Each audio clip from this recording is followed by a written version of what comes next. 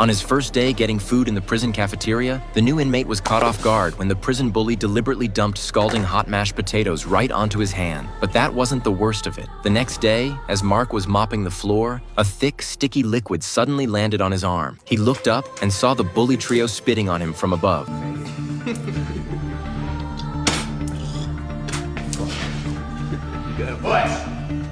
Just as Mark was about to snap, a passing guard noticed he had stopped working and immediately barked at him to get back to cleaning. Left with no choice, Mark swallowed his anger and kept his head down, but the bullying only escalated. The bully, backed by his two cronies, cornered another new inmate named Ryan while he was on duty. They didn't just intimidate him, they had their eyes on his boots.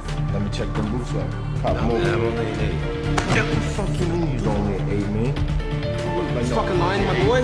They don't look like a fucking 8 to me, man. Outnumbered and outmatched, Ryan had no choice but to hand over his boots. The bully swapped them with his own beat-up pair and walked off, all while Mark watched from a corner. Mark had hoped that this kind of bullying would stay petty and low-level, so he chose not to retaliate. But that night, the bully and his goons attacked him in his sleep and beat him badly. The next morning, when the guard came to wake everyone up, he saw Mark's swollen face and asked what had happened. But in prison, going to the guards is seen as weakness, so Mark insisted he'd just fallen and hurt himself. The unit leader saw through the lie and, wanting to teach him a lesson, threw Mark into solitary confinement for a day. Meanwhile, the bully approached Ryan again, acting friendly and offering him some contraband as a makeup gift for taking his boots. Ryan, too trusting for his own good, accepted. But after just 2 puffs, he collapsed, completely drained of strength. With Ryan barely conscious, the bully and his crew went through his stuff, found photos of his family, and spent the next half hour hurling the vilest insults at his mother while he lay there, helpless. They only stopped once they were too exhausted to continue. Eventually regaining a bit of strength, Ryan crawled out of his cell to find help. Thankfully, a guard found him just in time and dragged him to the showers to induce vomiting, saving his life. To keep Ryan safe, the unit leader also placed him in solitary. At the same time, Mark was still locked away. But now, inside that cold, empty room, Mark had made up his mind. He was done taking it.